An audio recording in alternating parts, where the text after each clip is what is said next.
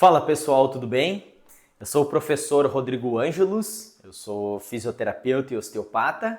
Seja bem-vindo, bem-vinda aqui a esse meu canal do DRC, Descomplicando o Raciocínio Clínico nas hérnias de disco, onde eu levo conteúdo que considera-se de prática clínica fisioterapêutica e osteopática voltado para pacientes, para raciocinar clinicamente diante de pessoas com hérnia de disco.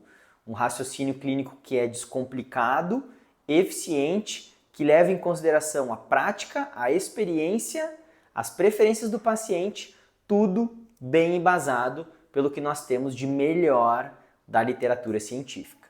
E nesse vídeo nós vamos falar sobre anamnese, sobre a investigação clínica inicial, a conversa, o olhar, a escuta ativa que nós realizamos em todos os pacientes que nós atendemos no nosso ambiente profissional, onde eu pego você que está assistindo esse vídeo e trago aqui para o meu consultório. Bom, a anamnese é algo que a gente aprende no começo da nossa vida fisioterapêutica, osteopática, dos nossos raciocínios clínicos, onde a gente começa a desenvolver e aprender a unir aquilo que nós temos dentro da nossa profissão, as relações de ciência básica, anatomia, fisiologia, biomecânica, neurofisiologia, comportamento, adaptação. E nós, precisamos considerar o aspecto físico, mas sempre que nós temos ali na nossa frente uma pessoa com um problema, com uma queixa, um ser humano, fragilizado geralmente, na grande maioria dos casos, com uma queixa que está atrapalhando a sua qualidade de vida. Ele está tendo uma perda da qualidade de vida. O que é perda de qualidade de vida, Rodrigo? Viver com dor, ter um grau de incapacidade que a pessoa não consiga se movimentar adequadamente, virar na cama, caminhar, se deslocar adequadamente dentro da sua casa, até o seu trabalho, relações sociais. Por vezes não consegue fazer exercício, que abre um outro grande problema de qualidade de vida, que é o sedentarismo. Por vezes essa pessoa não dorme bem, que também é um outro problema, as alterações do sono, que trazem uma repercussão física, comportamental muito além da questão momentânea, orgânica, dependendo do quanto essa pessoa é exposta a essas variáveis, pode-se surgir até fatores de risco para o desenvolvimento de doenças crônicas, como pressão alta, diabetes, que aí pode se envolver até mesmo em comorbidades que podem abreviar a vida, diminuir a longevidade de um indivíduo. Essas considerações é tudo que a gente tenta trazer na hora de olhar o nosso paciente dentro daquilo que nós sempre devemos preconizar, que é um modelo biopsicossocial. O olhar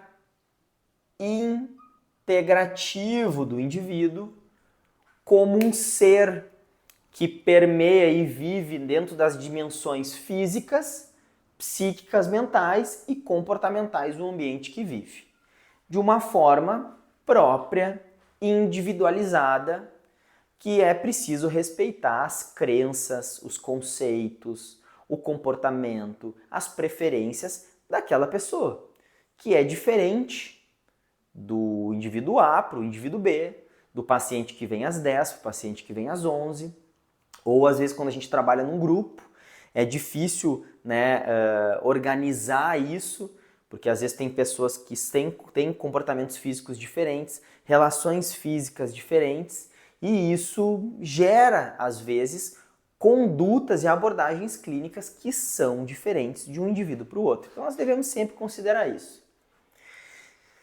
Quando a gente se depara com um paciente, no meu caso aqui, eu estou no meu consultório, eu abro a porta, tenho minha sala de recepção e o paciente está sentado, está de pé.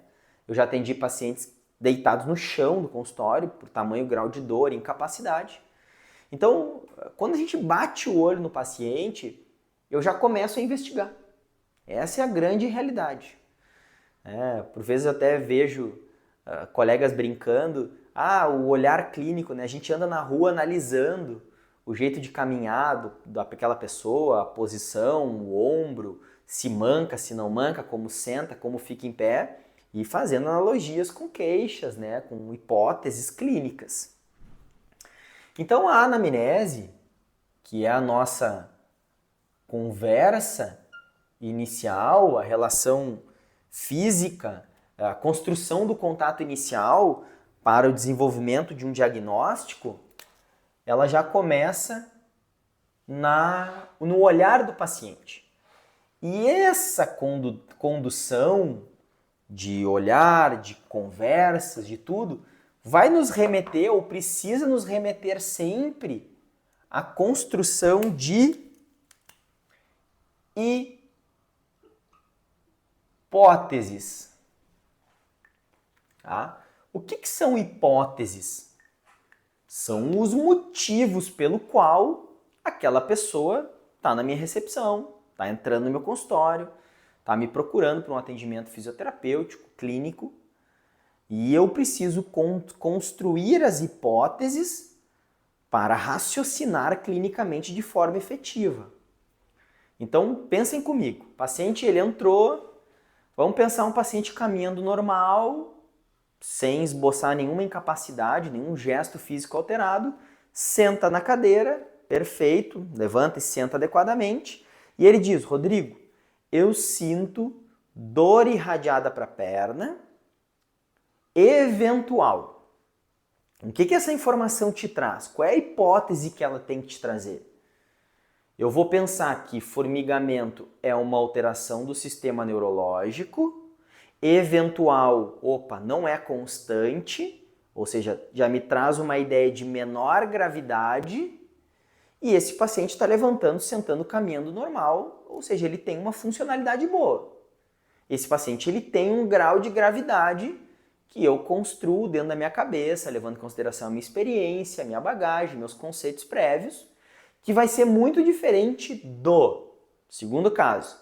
Paciente que eu abro a porta, ele está deitado inclinado, ele está sentado inclinado na cadeira com a perna esticada, apoiado numa muleta, ele levanta com dificuldade, ele vem mancando, usando a muleta para deambular, para caminhar, faz cara de dor, senta na cadeira e ele me diz: Rodrigo, eu tenho dor irradiada para a perna com formigamento.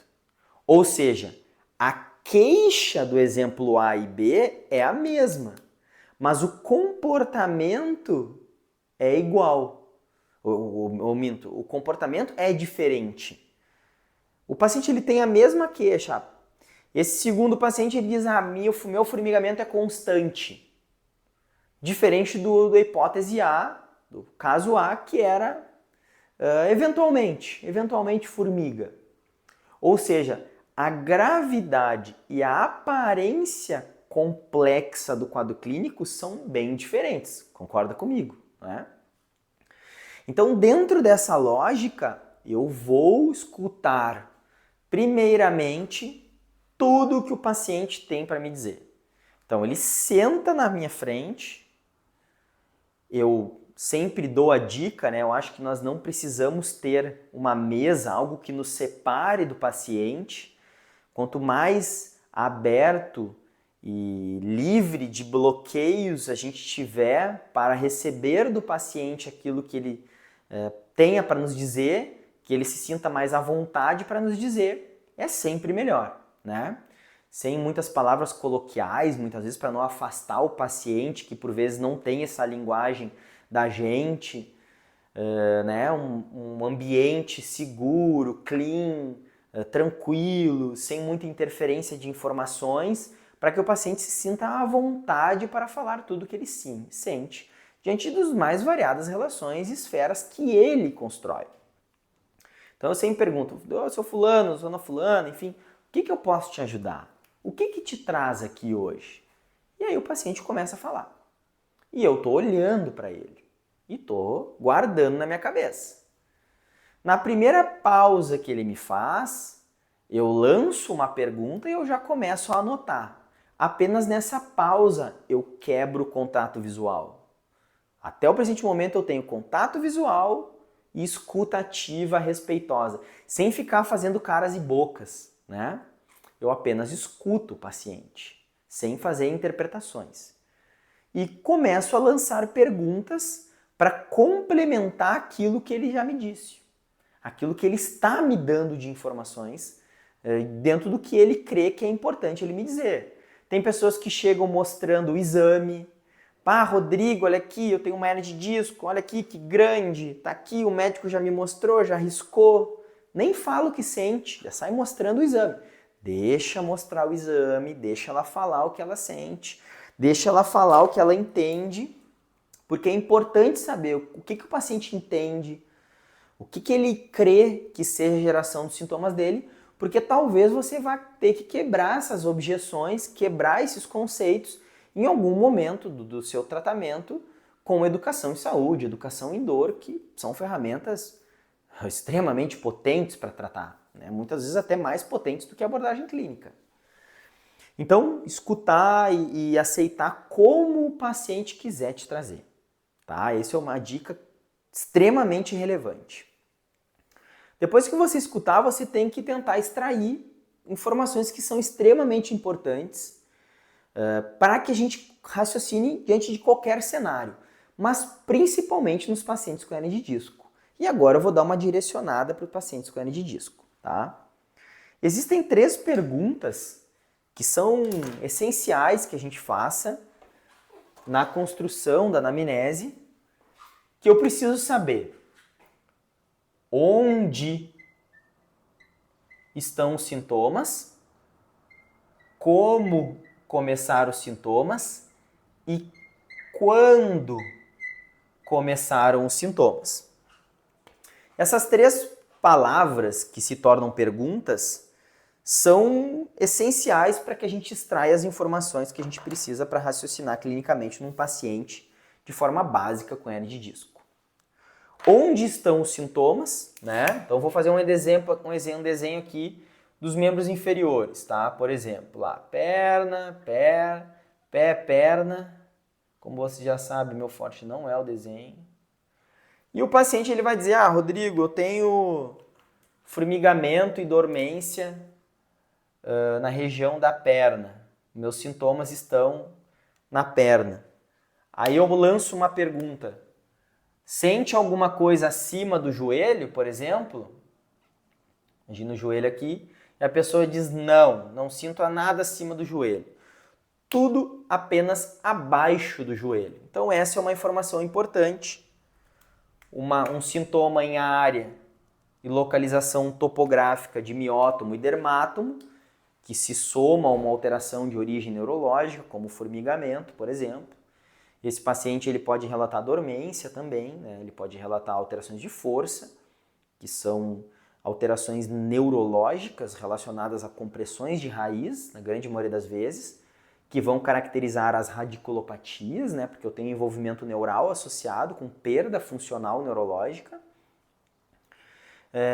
Ou, por vezes, o paciente vai te dizer assim, não, eu tenho dor, eu tenho só dor. Dor abaixo do joelho, em área ele desenha ou ele mostra em área de fibulares, que é uma dor também em área de dermátomo e miótomo, mas sem alterações neurológicas, como formigamento e dormência. E a gente caracteriza isso como dor radicular, né? Porém, também existem as possibilidades de dores em áreas físicas específicas, como por exemplo na anterior da coxa, é mais comum, ou na região dos glúteos, que pode-se ter uma relação com hernia de disco, que nós chamamos de dor somática referida, que é quando eu tenho uma informação, uma irritação, uma alteração estrutural que irrita uma outra relação neural de um outro segmento e que esse segmento soma e gera sintomas numa outra direção. Como, por exemplo, uma síndrome facetária, um mau funcionamento facetário, que pode gerar uma irritação na divisão primária posterior do complexo neurológico, e essa irritação facetária, pela irritação da divisão primária posterior, gera alguma informação para a divisão primária anterior neurológica, que é o que forma os plexos, as inervações distais periféricas, e gera um sintoma lá de dor na coxa. Também não tenho formigamento nem dormência, isso é apenas um perfil de paciente com uma dor somática referida. E esses 3 apresentações clínicas, que são extraídas dessa perguntinha aqui do onde estão os sintomas, são extremamente relevantes. Por quê? Um paciente que tem uma radiculopatia, ele tem dormência, formigamento, ele tem um prognóstico clínico menos favorável ou um grau mais complexo clinicamente do que um paciente que tem uma dor somática referida. Ou de um paciente que tem uma dor radicular apenas, onde eu não tenho envolvimento neurológico tão acentuado dentro do processo clínico, na teoria, né? Porque cada caso é um caso, mas a gente precisa construir o conceito básico teórico para raciocinar clinicamente de forma descomplicada e eficiente. Então eu preciso entender aonde estão os sintomas. Existem estudos hoje que nos mostram que quando o paciente ele tem sintoma abaixo do joelho, aumenta a probabilidade de hérnia de disco. Porque é uma característica clássica de pessoas que têm irritação radicular por hérnia de disco de raízes baixas, L5, S1 principalmente, que são as hérnias mais prevalentes na sociedade, tá? Então essa já é uma informação importante. Uma outra informação importante que a gente tem que extrair no onde é quando o paciente diz que ele tem mais dor na perna do que nas costas. Geralmente eles não falam isso, mas nós temos que perguntar. Ô, seu fulaninho, o senhor tem mais dor nas pernas do que nas costas? Isso tem algum sentido para você? O que você poderia me falar sobre isso? E às vezes eles falam, não sinto nada nas costas. Os sintomas são só nas pernas. Isso aumenta ainda mais a probabilidade de hérnia de disco. Por que é probabilidade? Porque eu não fechei o diagnóstico ainda. Eu estou apenas nessa parte aqui da anamnese. Tá? Então, esses sinais clínicos eles vão somando. Quando o paciente também diz que ele tem dores de característica ou de natureza mais neuropática, em área de dermátomo, miótomo, padrão de dor lancinante, profunda, constante, que não cede em alguns movimentos, mas que também geralmente não se agrava em alguns movimentos, ela tende a ter uma natureza mais neuropática. Isso também é uma informação importante que, por vezes, quando não vem na conversa inicial livre, eu preciso perguntar qual é a natureza dessa dor, né? Tentar entender a natureza dessa dor para diferenciar a característica dolorosa de nociceptiva para neuropática, para nociplástica, ou se há componentes associados de dor à sensibilização central, com um estímulo excessivo ou interpretação excessiva do córtex somatosensorial a nível do sistema nervoso central para aquilo que o paciente sente. Principalmente pacientes crônicos, por vezes, eles podem ter uma hiperestesia, uma hipersensibilidade associada com padrões comportamentais cerebrais que geram uma sensibilização central, e o paciente ele tende a catastrofizar mais o quadro clínico, principalmente quando se soma variáveis de vida que são complexas, como alterações do trabalho, o paciente não consegue trabalhar, o paciente está dormindo mal, ele está perdendo qualidade de vida social, ele está com medo de operar, ele foi muito assustado nas consultas com outros agentes de saúde. Então esse cenário todo ele precisa ser muito bem reconhecido. Tá? Como, essa segunda palavrinha aqui, como começaram os sintomas, é um importante momento também de a gente descartar ou entender a origem de possíveis bandeiras vermelhas, né? Bandeiras vermelhas são informações relevantes que nós perguntamos ou extraímos na conversa inicial que podem sugerir patologias graves. Podem sugerir patologias graves, né? E que, por vezes, se sugerir, eu preciso de uma investigação mais profunda, médica, com exames e por aí vai, tá? Então, se o paciente ele diz que começou depois de um tombo, eu tenho que suspeitar de uma fratura. Se o paciente relata que ele toma muito corticoide, traumas, ou se ele teve uma alteração de peso muito abrupta e se sente fragilizado de saúde, eu tenho que investigar se existe uma patologia por trás, né? Um tumor, uma infecção, quadros de febre altas. Ou se o paciente ele tem uma alteração de sensibilidade, né? Uma vez eu estava conversando com uma paciente e ela me disse que ela não sentia a pombinha, ela não sentia a vulva dela ao se limpar. Ou seja, ela tem uma anestesia em célula perineal, e isso é uma característica comum de a gente observar em pacientes com uma síndrome da caldequina, que é uma bandeira vermelha que precisa ser investigada a causa dessa compressão. Pode ser por uma estenose do canal foraminal, uma estenose do canal lombar, mas também pode ser por um tumor de origem canal medular. Tá? Então a gente tem que entender isso.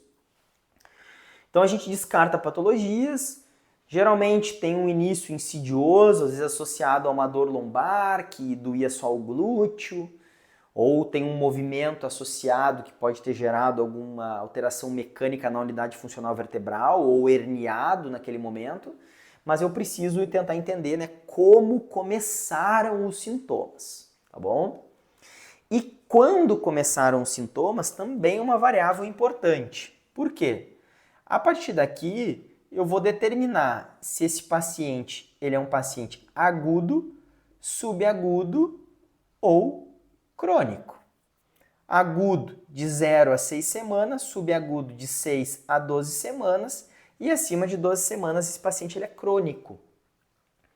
Eu tendo a ter uma apresentação por irritação neural, ou seja, a informação, a compressão mecânica ou do disco química sobre o nervo, diferente nessas fases aqui. Imaginem uma compressão isquêmica ocorrendo no nervo há 6 semanas, há 1 mês e meio, 1 mês, 3 semanas. Agora imaginem isso há 3 meses. Aqui eu tenho uma adaptação neural que pode levar a desmielinização, lesões crônicas neurais, até lesões axonais de desmielinização desse nervo, que podem favorecer, aumenta a possibilidade clínica desse paciente ter danos permanentes, por exemplo. Tá? Diferente do quadro agudo, que na maioria dos casos tem mais sintomas, mais dor e mais incapacidade, porque o nervo está sofrendo inicialmente, ele não se adaptou ainda, do que o caso crônico. Então eu tenho que saber entender esse tempo, até para determinar a questão de lapso temporal, tem um vídeo que eu falo só sobre isso, lapso temporal, ou quando opera e quando não opera, então se você tem essa dúvida, assista os outros vídeos que estão aqui também, para que você entenda a importância desse processo aqui, porque tem pacientes que a gente toma a decisão clínica, se opera ou trata conservadoramente, levando muito em consideração o tempo de exposição aos sintomas, assim como a gravidade dos sintomas, o quanto complexo é a apresentação clínica desse paciente. Tá? Então, a gente tem evidências científicas hoje que sugerem que quando o paciente ele tenha perda de força, ele tenha sintomas a menos de 6 semanas e ele tenha menos de 50 anos, que o paciente tenda a se beneficiar com o tratamento cirúrgico quando comparado ao tratamento conservador. Mas, obviamente, isso não é uma lei, cada caso é um caso, é preciso observar as preferências do paciente. Tem pacientes que não se enquadram nesse perfil e preferem operar, e tem pacientes que se enquadram nesse perfil e não querem operar, né? Mas é importante a gente entender para lançar as opções e o paciente tomar as decisões por ele, juntamente com uma troca em equipe, né? Numa forma multiprofissional. Quando a gente fecha essas informações extraídas da conversa inicial, onde estão os sintomas, como e quando, eu traço uma hipótese clínica. Eu costumo dizer que uma anamnese bem construída te gera hipóteses clínicas muito claras e plausíveis, e a partir dali tu tem 80% do teu diagnóstico fechado. É o exame físico que vai construir o diagnóstico de exclusão e o diagnóstico diferencial.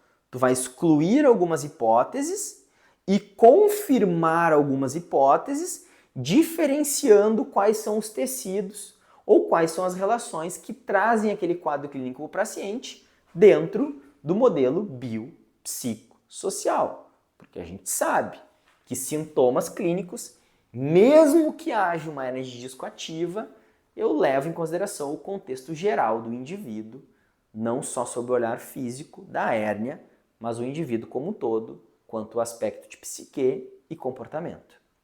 Então, você não vai fazer, por exemplo, um LASEG teste, na teoria, num paciente que tem só dor lombar e não sente nada na perna.